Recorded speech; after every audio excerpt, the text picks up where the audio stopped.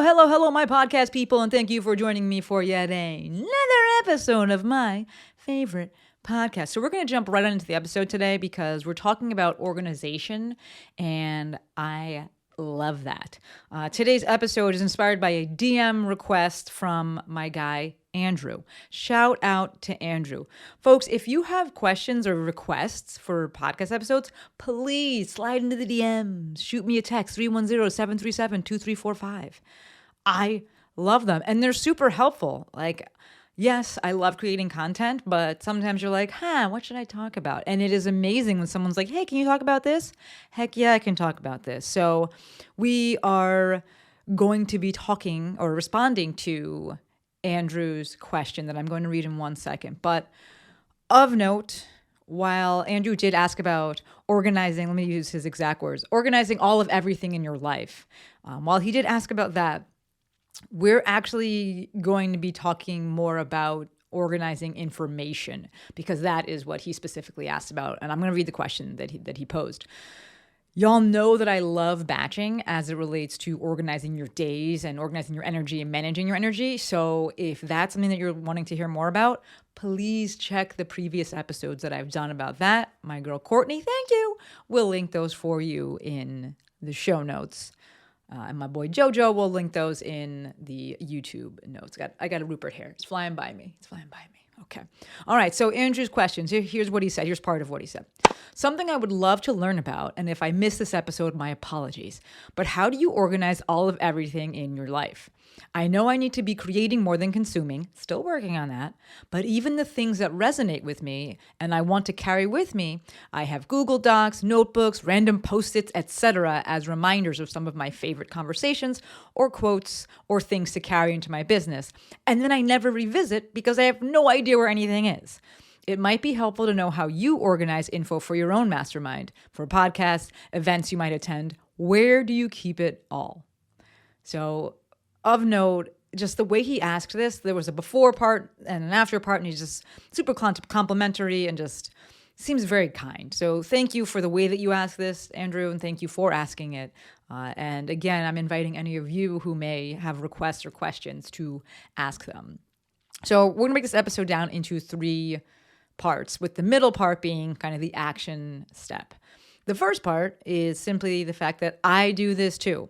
I have a zillion whiteboards. I have one right next to me on my big desk. I have a massive one that Forrest helped me put up. It's like 60 inches wide. It's glass. That company needs to do something about that because they don't have an installation company they partner with, and this thing is huge and heavy. I have 2 in the garage. I have one on my fridge. I have this thing called Aqua Notes. We'll link that in the show notes. And yes, it is an affiliate because it's through Amazon. But I have this thing called Aqua Notes that I can use to write in the shower. Anytime that I go to a conference, I am bringing a notebook. I have a million notes in my phone. I have all the things, and I write all the things down. But where we differ with this, because he said he has all these things written down everywhere, as do I, but where we differ with this is that I write things down not because I plan on ever going back to them. I honestly do not plan on going back to most things. It's actually quite funny when I was teaching for Rock Tape and then teaching my own course. People ask for the slides and I'm happy to give them to them, but I'm like, does anybody actually go back and look at these things? And maybe you're listening to this and you're like, I actually do. Good for you. I think that you're in the minority. I do not write stuff down because I plan on going back. I write things down because it helps me internalize these ideas. It helps me integrate these ideas. And it saves me the mental energy of trying to remember it. Right? We've all had that where you're like, before, I did a reel about this. Maybe I'll have Courtney link that. Thank you. Way back, I did a reel about this. How if you're going to bed and you have an idea in your head, you must write it down because that thing is going to be gone in the morning. But before we do that, we usually sit in bed, waste so much time, so much energy, and we're like, remember the thing. We're going to do the dance inside of that thing, and we're going to write on that thing, and then the reel's going to look like this. And we just like repeat it to ourselves. And then in the morning, that shit is gone. It's always gone. And we spend so much mental energy trying to remember it. So I write it down so that I can internalize it, I can integrate it, and then so I don't have to spend mental energy trying to get myself to remember it. I actually don't plan on ever going back to it. And I probably won't. I have a bunch of things I'm looking over. If you're on YouTube, you can see I have a bunch of things written on this whiteboard that are there. And it was just like, I need to write it down because it's a concept that came up and I want to kind of work through it. And if I come back to it, great, but probably won't come back to it. And at some point I'll have that very, I don't know, it's kind of like cathartic moment of like, it just feels good when you erase the board. But I get that feeling of like, oh, I don't want to erase it because maybe. I totally get that. Where we're flipping the script here is that I am not intending to go back to these things. I think that, part of the reason we write stuff down when we're, at a course or at a conference and we're like, oh yeah, that's good. I think it stems from excitement, right? We're excited about that thing. It seems like, like we're making connections and we're like, oh yeah, like I can use this to help my people, or it makes sense, in relation to the things that I normally do. But then once that excitement wears off, we're good. And life comes back into play. I mean, you don't really have time to go back to that stuff.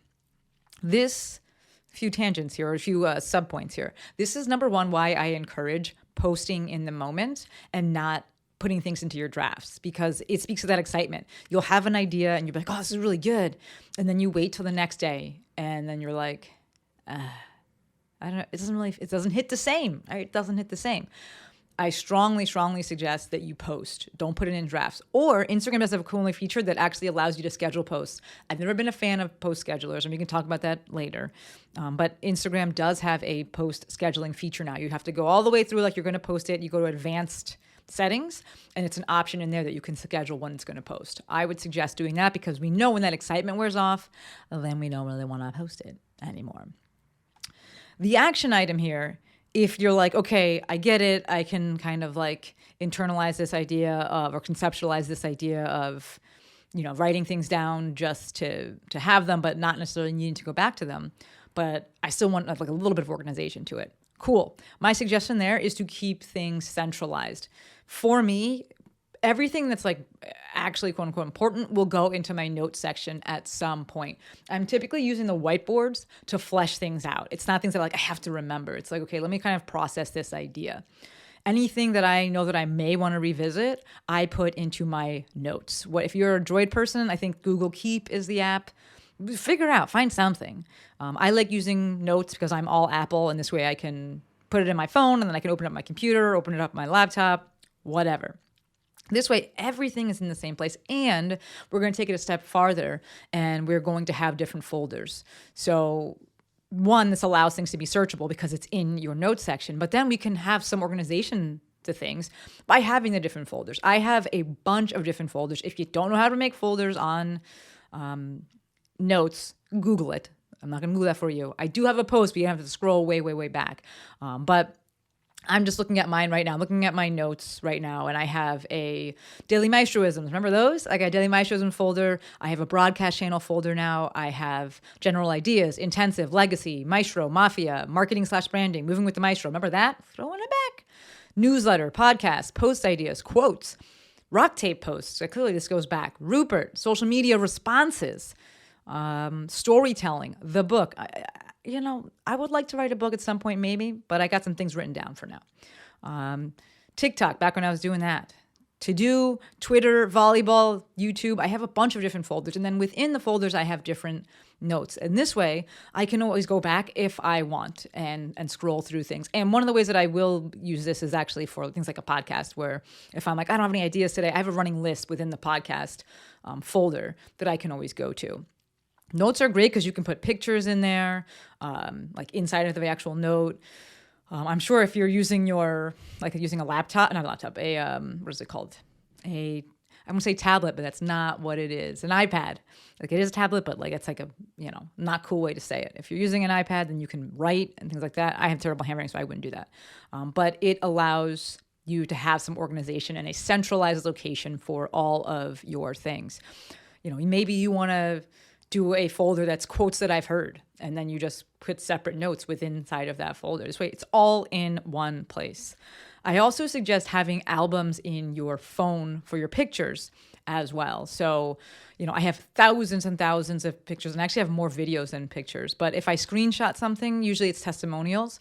And I run it a few different programs. If I screenshot it, then I can put it right into the folder. You could also move it into notes. It's your choice. But for me, it's easier to have it in albums in my phone, the photo album. So if you're like, yeah, I get it, I probably won't revisit these things, but I want to have them and I want some organization to it, cool. Then let's centralize it. I recommend using your phone because you always have your phone with you, and then you can have all the things in there. The second point here, and this is the action item, the true action item, and why I actually don't feel the need to go back to any of these things, is because I am a huge fan of immediate implementation. The only person who's faster is probably Jill. This often for me looks like immediately creating content. I hear a concept, I hear something, a quote. Even if I was watching a thing, what was I watching? I'm watching Ramit's course, and there was 2 quotes that were in the course, and I just tweeted them because I was like, this is good stuff. I'm going to create content for it immediately. Back in my PT days, my physical therapy days, this looked like going into clinic and immediately implementing one single thing from the course, because that book is going to be there, right? That big ass book that they give you, or now like a lot of them are digital, but either way, you can, if you want, go back to that. But let's turn that energy in our brain, instead of using it to try and remember something, go and implement and go and actually learn. This is something that I spoke about from the presenter side of thing in episode 445, which was titled Best Practices for Hosting Your First Live Event. Courtney, thank you. But what I used to do when I was actually teaching my own courses was, at the end, I'd have a summary slide, and I would tell people, pick one thing from this slide. And that summary slide would have the major points that I wanted people to take away from the course, the things that we had gone over during the course. And I told them, pick one thing and go back on Monday and implement it. If there was time, you could go in the room and say what people were going to implement. But this way, you're not wasting or using up brain space trying to like remember things and then just being like upset that you're like, but I can't remember where anything is. You take it back and you implement immediately. Most recently for me, I am currently taking Ramit's Endless Audience. It's a self-paced program. It's pretty good so far. And I got through the first module and literally sent out an email that he suggested sending out. I sent it out that night. So it wasn't like, oh, let me wait and like write this down somewhere. I was like, my friend, I'm going to do it right now. I'm going to go and do it right now. And this way I'm immediately implementing. I'm reading this book, by reading, I mean listening to it on Audible. I'm reading this book, Competition Demystified. I'm in this kind of like pseudo fake mastermind. I say fake because we don't pay for it. But one of the guys in their gym, I really, really value and respect the things that he says and things that he suggests. And he's brought this book up twice. So we actually decided in the last call, we're doing a book club and we're going to talk about it in 2 months. He was like, should we talk about it next month? And I was like, who are you kidding? It's going to take me much longer to get through this. This is a long book. But I am currently listening to it on audiobook. And yes, I do take notes as I go. They are in my notes section of my phone. They're in the Maestro folder, for those of you who are wondering, because I don't read that many books. I could, by all means, start a new folder that's books I've read, and then within that have, a note for each book. But either way, I take notes as I go, again, so that my brain doesn't waste energy trying to like remember the thing. But the main thing that actually helps me is that I integrate it immediately. And so in that case, they're talking heavily about, what is it called? Competitive advantage. And so like, that night, I'm thinking about how that relates to my industry. I'm on coaching calls with people and thinking about, okay, let's talk about competitive advantage. Let's discuss how you can actually create that. Do you have that? How can we lean on that? So I'm not worried about like, I had to go revisit that thing. I'm using it right now. I'm integrating it right now so that I actually remember it. I saw a quote recently that probably was in James Clear's email. And I did make a story about this. So I made content immediately. But it was something along the lines of, if you want to learn quickly, read. If you want to learn deeply, do. I am paraphrasing it, but that is what stuck with me because I went and talked about it quickly. But this is why I want the action steps. Right? It may not be as fast, but you're actually going to internalize that. You're not going to be like, oh, what was that thing? And like, and I have to try and remember it. And like, it's all scattered all over the place. Implement immediately. Do. If you want to learn deeply, do. And then lastly is just, again, reiterating this idea of using these things right away, and using this language that you've just gained, these concepts, this right away to create content. And this isn't about like, oh, I'm going to go say that I'm a expert in this and now I can just like teach the world. No, it's just integrating it and sharing your thoughts, figuring out a way to put it in your own words, not just reciting it. Although maybe that's how you learn. Okay, you can start with that. But for me, it's how can I actually, restate this? How can I actually explain this? Perfect example, broadcast channels. So they just came out for Instagram and I made a reel about it, but I read a whole like thing about it online. I Googled it and see kind of what it was. And then the video wasn't me just reading it. It wasn't me just reading what that article said. It was, let me put my own spin on this. How would I explain this? And the way that I explain the broadcast channel is that it's basically a mass group DM, but only the person who's created it, the person that's created the broadcast channel, can post things and share things. Everybody else can just react to it. So this idea of immediate implementation will help you actually, 1, implement, 2, integrate, 3, utilize these things. So you're not like, oh, but where is that? Where's that thing? Go and implement right away. And point number 3, this is the final point, is acceptance. I did a post about this the other day on Instagram. We'll link that. Thank you, Courtney. And in the post I said, sometimes the answer isn't better time management, but rather better expectation management and simply accepting how much you can actually get done in a certain amount of time. I think this ties into this question that was asked because it's not necessarily that Andrew or you actually need more organization. That may not be the case. It may need to be that you accept that, hey, I write stuff down and I collect all this stuff and I'm never going to go back to it. And that's okay. I have made peace with that. It is enough for me to know that I have it if I want it. And by really leaning on step number 2, which is immediate implementation, I know that I'm getting out the stuff that I really want, or I'm internalizing the stuff that I really want. I'm taking away the stuff that I really want. And if I want, I can go and find that other stuff, which we talked about. You want a little bit of a better organizational strategy is just to centralize it. So it's all in one place and you can actually search it, right? So there you have it. There is a different approach. Wow. There is a different approach to organizing your quote unquote life. Step 1, understand, or not step 1, just point number 1, understand that I do it too. And I say that not because I'm like, oh, some big person, but because you're not alone. I think most of us do this. 2, my action item for you is to implement immediately. And then number 3, accept that this is how things are and that it is okay. All right, we're going to wrap it up there. I'm enjoying these shorter episodes, and I am really enjoying receiving questions, suggestions, requests from you folks. Yes, I'm pushing it because it's really cool to hear, right? You've said it a million times, recording a podcast can be very unidirectional. Like I'm just talking at the camera, talking into the mic to myself. So I appreciate endlessly knowing that you folks are listening. Like I see the reviews that you've left, like in the stars. Like you folks are freaking awesome. And if the spirit moves you and if you have a question, please, by all means, shoot me a DM at The Movement Maestro, drop me a comment on YouTube, shoot me a text, 310-737-2345. I love to hear from you. All right. Officially wrapping it up.